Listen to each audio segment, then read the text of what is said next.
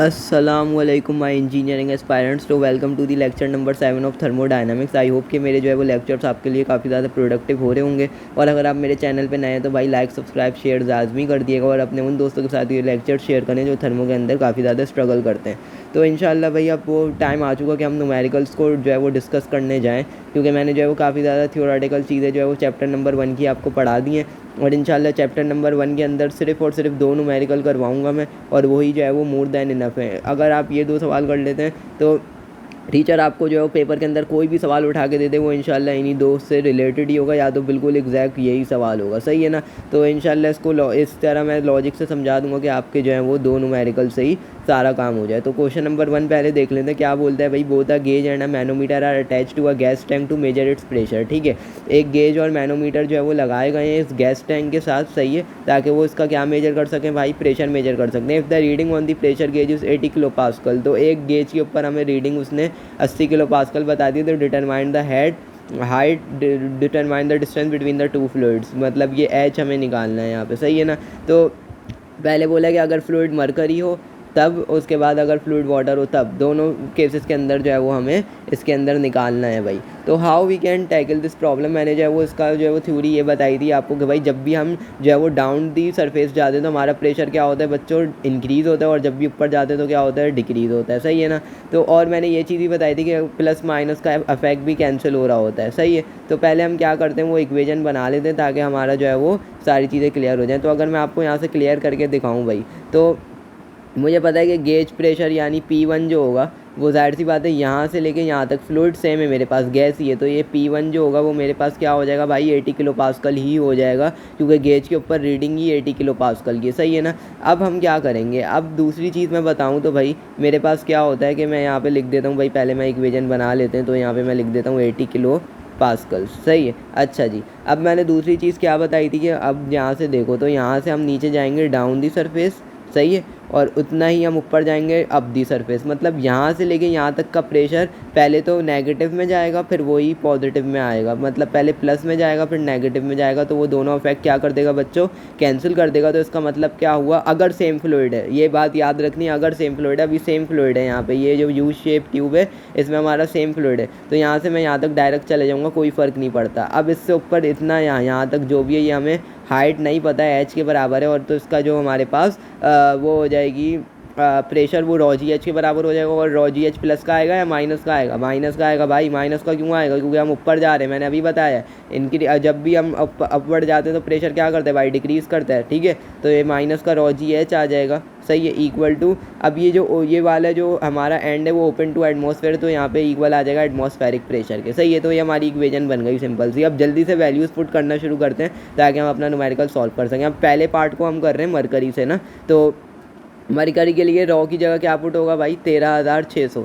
ठीक है, 13,600 मेरे पास पुट होगा। तो यहाँ पे मैं जल्दी से पुट करवा देता हूँ। 80 किलो को भी 1000 में कर देते हैं, 80,000 पास्कल, माइनस का रॉ की जगह आ गया 13,600, ग्रेविटी की जगह आ गया 9.81, एच की जगह एच ही रहेगा। सही है, इक्वल टू, अब मैं अगर यहाँ पे बात करूँ आप लोगों से, तो ये जो एटमॉस्फेरिक प्रेशर है बेसिकली हमारे पास ये गेज प्रेशर है। ठीक है, यहाँ पे जो गेज प्रेशर है वो उसकी वैल्यू बतानी है। तो गेज प्रेशर क्या होता है, एक्चुअल प्रेशर को बोलते हैं जो उस पॉइंट पे होता है। तो ज़ाहिर सी बात है यहाँ पे जो गेज प्रेशर है उसकी वैल्यू क्या है बच्चों, गेज प्रेशर की वैल्यू यहाँ पर भाई सिंपल से 0 है। सही है, क्योंकि ये ओपन टू दी एटमॉस्फेयर है, तो यहाँ पे जो है वो पी की जगह 0 आ गया। सही है, अब मैं क्या करूँगा, इसको जल्दी से जल्द सॉल्व कर लेते हैं। तो आप जो है वो इसको कैलकुलेटर से सॉल्व कर लो। तो कैलकुलेटर से जब आप इसको सॉल्व करोगे तो यहाँ पे ये क्या बन जाएगा भाई। अच्छा, मैंने आपको जो है वो यूनिट कंसिस्टेंसी का भी इसके अंदर बताया था कि भाई यूनिट कंसिस्टेंसी जो है वो आपकी सेम रहनी चाहिए। तो मुझे पता है कि मेरा जो यहाँ पे रॉ है वो केजी पर मीटर में है, और इसी तरह मेरी जो ग्रेविटी है वो मीटर पर सेकंड स्क्वायर में, और एच मीटर में। तो इसका मतलब मेरे यूनिट सारे क्या हैं वो थॉरोली सेम है। तो इसका मतलब मैं जब इसको सॉल्व करूँगा तो बेसिकली मेरे पास जो एच कैलकुलेट आ रहा है वो आ रहा है 0.60 मीटर्स। ठीक है, तो हमारे पास ये हाइट कैलकुलेट होके आ गई। तो भाई अब जो है वो बी पार्ट आपको वीडियो पॉज करके खुद करना चाहिए, क्योंकि बी पार्ट में सिर्फ और सिर्फ हमने डेंसिटी की वैल्यू चेंज करनी है। अब हमारे पास ये मरकरी था फ्लूइड, अब हम बी पार्ट जो करेंगे वो हम लेके करेंगे भाई वाटर लेके करेंगे, राइट। सो वाटर के लिए जो डेंसिटी होती है बच्चों क्या होती है, 1000 होती है। तो 1000 kg पर मीटर क्यूब हमारे पास इसकी डेंसिटी है, और ये है हमारे पास वाटर। तो वाटर के लिए जब मैं इसको सॉल्व करूँगा बच्चों, तो ये वाटर के लिए जल्द से जल्द हम जल्दी से पुट करवा देते हैं। वैसे तो आपको ये वीडियो पॉज करके खुद करना चाहिए, लेकिन फिर भी आप जो है वो देख सकते हैं कि मैं किस तरह इसको जो है वो सॉल्व कर रहा हूँ।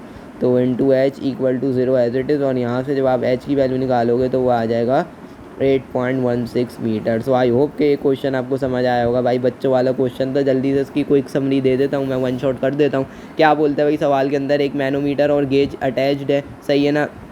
हमें बोला है कि भाई अगर गेज प्रेशर की रीडिंग जो है वो 80 किलो पास्कल्स है, तो हमें डिस्टेंस निकालना था 2 फ्लूइड्स का जो है वो लेवल्स का मैनोमीटर के ना। तो हम किस तरह निकालेंगे भाई, हमें पता है कि हमने जो है वो इक्वेशंस पढ़ी हुई हैं कि जब हम डाउन दी डेप्थ जाते हैं तो हमारे पास प्रेशर क्या करता है, डिक्रीज़ करता है, और वो इंक्रीज़ करता है, और अगर अपवर्ड जाते हैं तो हमारे पास प्रेशर क्या करता है भाई, जो है वो डिक्रीज़ करता है। तो मैंने वही हिसाब से किया, जल्दी से जल्द मैंने इक्वेशन बना ली। इक्वेशन बनाने के बाद जो है वो मैंने यहाँ पे गेज प्रेशर की वैल्यू 0 थी, क्योंकि एटमॉस्फेयर की तरह ओपन था, तो ओपन टू एटमॉस्फेयर है, तो गेज प्रेशर की वैल्यू जाहिर सी बात है 0 ही होगी। तो हमने यहाँ से सॉल्व करवा दिया, और यहाँ से मैंने एच की वैल्यू निकाल ली 0.6। इसी तरह दूसरी पार्ट के लिए मैंने जो है वो डेंसिटी की वैल्यू 1000 पुट करवा के और एच की वैल्यू निकाल ली। आई होप के क्वेश्चन समझ आया होगा। Now move toward the question number 2, और ये बस 2 ही क्वेश्चन थे जो इंशाल्लाह आप कर लेते तो आपको जो है वो कोई भी न्यूमेरिकल आप इजीली कर सकते हैं। क्या बोलते हैं भाई, the pressure in a natural gas pipeline is measured by a manometer shown in the figure with one of the arms open to the atmosphere where the local atmospheric pressure is 14.2 psi। तो भाई 14.2 psi का हमें जो है वो atmospheric pressure दे दिया, और absolute pressure की वैल्यू पूछी हुई है। तो एब्सोल्यूट प्रेशर आपको जो है वो पता है कि आई होता है, मैं आप जो है वो बता चुका हूँ अपने थ्योरी वाले लेक्चर के अंदर। तो जल्दी से जल्दी सबसे पहला हमारा क्या होता है भाई, स्ट्रेटजी के सॉल्व करने की, सबसे पहले इक्वेशन बनाते हैं। तो इक्वेशन हम कहाँ से शुरू करेंगे भाई, यहाँ से शुरू करेंगे या यहाँ से करेंगे, जहाँ से आसान है भाई। तो यहाँ से जो है वो ओपन टू एटमॉस्फेयर है, तो 14.2 हमें दिया हुआ है PSI में। तो अब यहाँ पे देखें यूनिट्स जो है वो हमें PSI में दिए हुए, तो सारी चीज़ें जो है वो इंच पाउंड्स में ही होंगी, ये बात आपने याद रखनी है, सही है। Unit consistency is very very important in every numerical, सही है ना। फिर बाद में तुम बच्चे बोल रहे होते हैं कि मार्क्स नहीं आए, तो भाई यूनिट का जब कंसिस्टेंसी नहीं रखोगे तो मार्क्स में कैसे कंसिस्टेंसी आएगी, सही बात है ना भाई। तो यूनिवर्सिटी में तो यही होता है, बस क्या ही बोलें अब। अच्छा जी, 14.2 PSI। अब उसके बाद क्या करते हैं बच्चों, अब हम नीचे जाएंगे। तो यहाँ से मैं नीचे जा रहा हूँ, डाउन गया हूँ, और मेरे पास जो फ्लूइड है वो वाटर है। तो डाउन जाने में हमारे पास जो है वो प्लस का प्रेशर आएगा, प्रेशर ρGH, ठीक है ना। तो प्लस का ρGH आ गया मेरे पास, क्योंकि मैं डाउन गया हूँ। और यहाँ तक मैं यहाँ से यहाँ तक जाऊँगा तो वो चीज़ सेम ही रहेगी मेरे पास, सही है, वो चीज़ सेम ही रहेगी। वो मैं आपको बहुत डिटेल में बता चुका हूँ, यू जब भी आ जाएगा तो वो चीज़ सेम रहेगी। अच्छा, उसके बाद हम एयर की बात करें, तो मैं यहाँ से यहाँ तक जो है वो एयर तक जा रहा हूँ, क्योंकि एयर जो है वो दूसरा फ्लूइड है। तो अब मैं ऊपर जा रहा हूँ, अपवर्ड जा रहा हूँ, तो इसका मतलब मेरे पास क्या हो जाएगा, ये जो है वो नेगेटिव हो जाएगा। तो ρGH एयर आ गया, सही है, ρGH एयर आ गया। लेकिन अब मैं जो है वो एयर के जो प्रेशर होता है ना बच्चों, वो निगलेक्ट कर रहे होते हैं हम। तो यहाँ पे जो है वो आप एयर को प्रेशर को निगलेक्ट कर सकते हो, सही है। और जो है वो ताकि ईज़िली आपका काम आसान हो सके, क्योंकि आप इसको ऐड भी करोगे तो कोई इतना फ़र्क नहीं पड़ेगा आंसर पे। लेकिन ये चीज़ आपको पता होनी चाहिए कि प्रेशर जब भी एयर का आएगा तो आप निगलेक्ट कर सकते हो, सही है। अब now move towards the third mercury. तो मरकरी के लिए मैं यहाँ से नीचे जाऊँगा डाउनवर्ड, ठीक है। तो डाउनवर्ड जाने पे हमारा प्रेशर क्या आ जाता है बच्चों, फिर से जो है वो पॉजिटिव आ जाता है। तो ρGH प्लस का, और इक्वल किसके आ जाएगा, नेचुरल गैस, यानी जो हमारे पास एब्सोल्यूट प्रेशर है जो हमें इस पॉइंट पे निकालना है, इस पॉइंट पे हमें निकालना है। तो P के बराबर ये आ गया। नाउ वैल्यूज़ पुट करवाना शुरू करते हैं भाई। 14.2 एज इट इज़ रहेगा, सही है। 14.2 PSI एज इट इज़ रहेगा हमारे पास, और PSI को हम पाउंड्स पर स्क्वायर इंच भी लिख सकते हैं। तो ये पाउंड्स पर स्क्वायर इंच मैंने लिख दिया, ताकि हमारे पास जो है वो यूनिट कंसिस्टेंसी और आसानी से हो जाए। तो हम क्या करेंगे, अब यहाँ पे जो है वो प्लस का जो है वो अब हम जो डेंसिटी लेंगे वो kg पर मीटर क्यूब में नहीं लेंगे। वाटर की 1000 होती है भाई, अगर कोई बच्चा यहाँ 1000 पुट करवा दे तो अपने मुंह पे खींच के चमाट मार लेना, क्योंकि भाई 1000 kg पर मीटर क्यूब में, अल्लाह के बंदे, 1000 जो है वो kg पर मीटर क्यूब में। और यहाँ पे जो हम यूज़ कर रहे हैं वो क्या यूज़ कर रहे हैं, पाउंड और इंग्लिश सिस्टम यूज़ कर रहे हैं। तो यहाँ पे जो आपके पास डेंसिटी होगी वो पाउंड पर स्क्वायर इंच वाली, पाउंड पर क्यूब इंच वाली होगी। तो वो जो है वो आप टेबल से देख सकते हैं, आपका थर्मोडायनेमिक्स का जो टेबल होता है उसके अंदर गिवन है। तो मैंने वहाँ टेबल से देखी, तो 0.036 मेरे पास आ रही थी पाउंड पर इंच क्यूब, सही है, पाउंड मीटर पर इंच क्यूब मेरे पास ये चीज़ आ रही थी, सही है।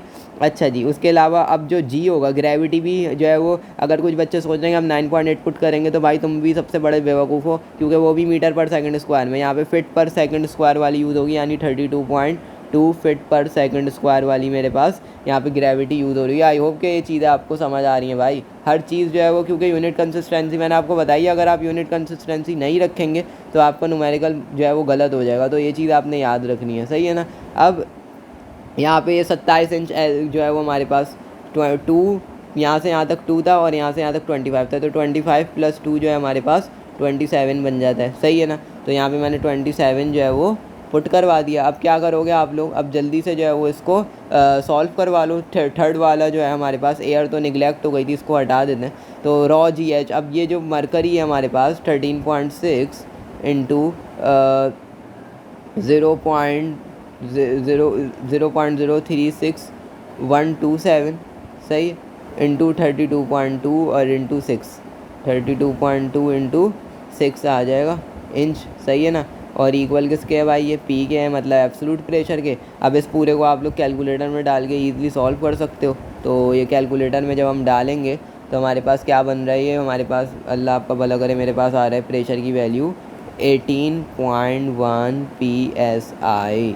तो आई होप के क्वेश्चन भी आपको समझ आया होगा। तो भाई यही 2 क्वेश्चन है बस चैप्टर 1 के अंदर, अगर आप ये सॉल्व कर लेते हैं तो आप लिटरली, मैं बता रहा हूँ कि आपको जो है वो मिस कोई सी भी किताब से क़यामत तक कोई भी क्वेश्चन उठा के दे दें, आप ईज़िली कर सकते हैं। बस ये 2 क्वेश्चन ऐसे हैं कि जिसके अंदर जो है वो हर चीज़ मैंने एक्सप्लेन करी है, brick by brick, step by step.